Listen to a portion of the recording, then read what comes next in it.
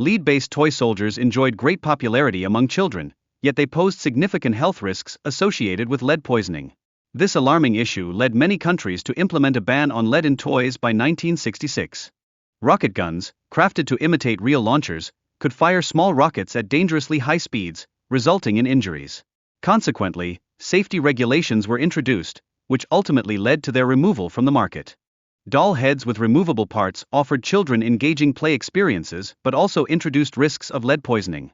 By the 1950s, stricter safety standards were established to safeguard children from these potential hazards.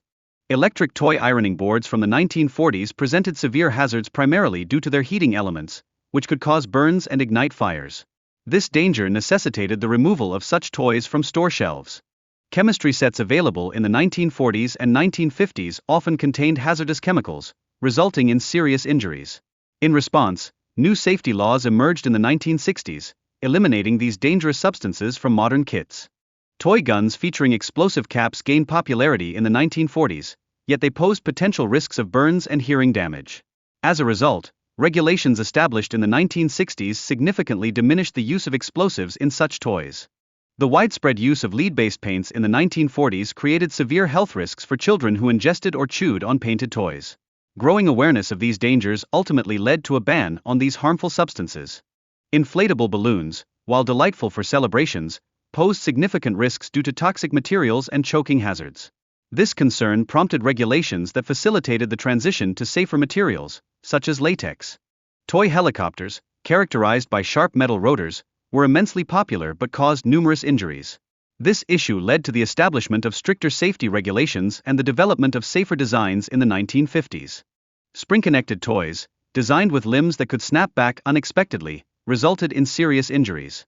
Such incidents raised alarms among parents and safety experts, highlighting the critical need for improved child safety. Metal toy planes, while thrilling, featured sharp parts that often caused cuts or punctures. As a response, manufacturers began creating safer toys using plastic and rounded edges to mitigate these risks. Friction-powered cars brought innovation but had the potential to overheat and explode, creating fire hazards. These dangers prompted the removal of many such toys from the market during the 1950s.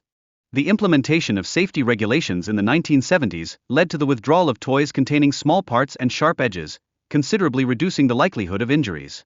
Manufacturers responded by designing safer alternatives.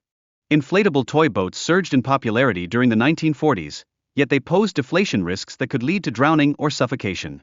This concern spurred manufacturers to enhance safety features in subsequent decades. Metal toy swords, once beloved by children, also presented significant dangers due to their sharp edges. This concern prompted the establishment of stricter regulations and the production of safer, softer toys. Pinball machines initially posed risks due to exposed metal parts, leading manufacturers to create safer models equipped with protective covers and smoother edges, significantly enhancing player safety. Gasoline-powered toy boats gained popularity despite their dangers, often resulting in accidents and injuries. In response, manufacturers shifted to safer battery or wind-up powered boats during the 1950s. Creepy crawlers, introduced in 1964, allowed children to craft their own toys but involved high temperatures, posing burn risks. Stricter safety regulations established in the late 1970s ultimately halted the production of the original version.